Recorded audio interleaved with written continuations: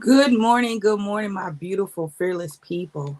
I want to talk to you about a subject that is prevalent for the end of the year. I want to talk to you about why forgiveness is your path of healing. You heard me right. Forgiveness. We are coming to the end of our year, and we really need to take some time to examine our hearts, examine our minds, examine our souls, that we are walking paths of forgiveness. So let me just provoke this thought-provoking thing that I really want for us to focus on. Uh, what if I told you that the secret to easing your anxiety, easing your chronic pain, was an appeal? I can say this because I myself had to examine these things. But what if I said, in a single decision to simply let something go, you can change your life. You can be healed. You could be set free. You could be delivered.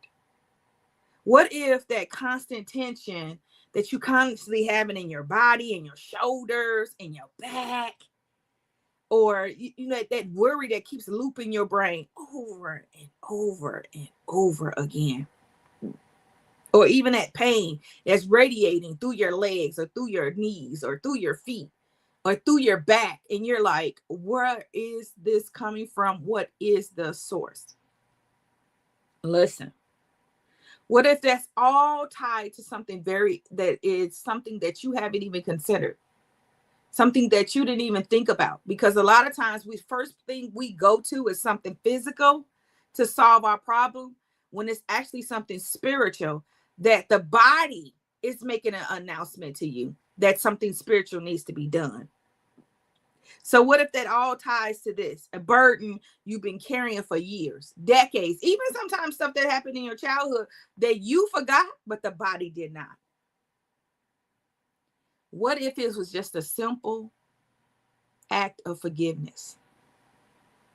Are you telling me that you wouldn't be willing to take the path of that you may experience breakthrough, that you may experience healing, that you may experience forgiveness? Because the Bible tells us that the Lord throw away our acts of injustice to him in the sea of forgiveness, which means that if you truly forgive, because I hear people say, I forgive, but I never forget. Well, that's not really forgiveness. That's not really, because God said he throws your acts in the sea of forgiveness, so he does not remember, period. So why are we practicing, I forgive you, but I don't forget?